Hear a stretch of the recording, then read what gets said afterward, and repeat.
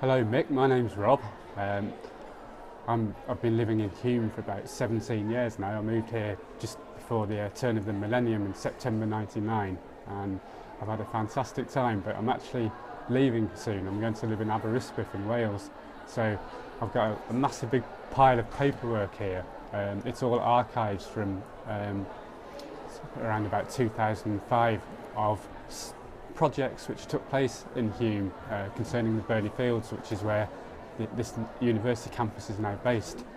So I've got a bit of a challenge for the students at the university if they would like to take it on. It'd be really great if you could use some of this material and create an archiving project for us, which would be sort of usable by students and the community at large. So just to get the ball rolling, I've got 3 bits of paper here, which I'm going to tell you a little bit about, and let's see what you can do with them.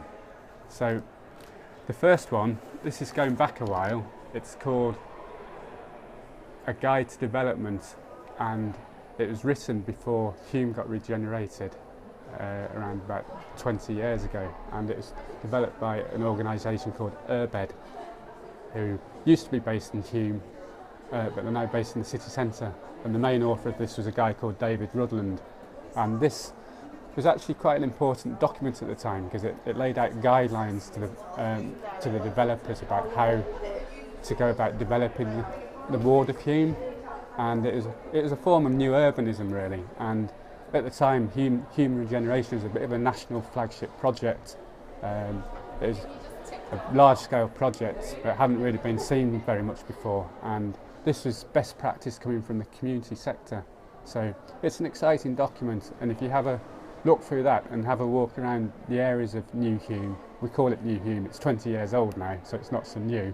In a lot of cases you can see how the design principles which are laid out in this document have been implemented, and in other cases you can see where other developers haven't taken it quite so seriously. And another interesting thing to consider is how seriously the ideas and principles in this have been taken in the development of the Burley Fields campus. Okay, so that's that one. The second one, this was written in, it's called the Friends of Burley Fields Response to Strategic Review, and it was written in April 2006.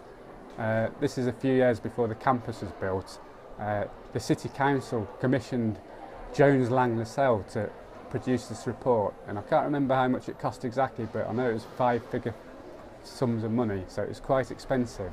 And after doing all these consultations, their appraisal for Burley Fields was that it should be filled with cheap budget hotels, car showrooms and office blocks.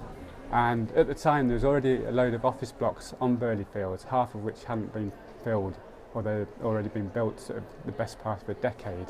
So the general response of the community to that report was shock horror. We don't want those things. So the Friends of Burley Fields set up as a campaign group, and we did questionnaires and surveys, and we wrote this report, and we went to council meetings, and you know, we had a good go, and I think we had a good go at persuading the council that the ideas in the report were very unpopular and wouldn't work for the community. It's hard to tell why the council didn't decide to go with those ideas in the end, but you know, they didn't, so that's a bonus. And after that, the site lay fallow again for another sort of 2 or 3 years until the university campus was announced. So yeah, have a look at that and see what you think.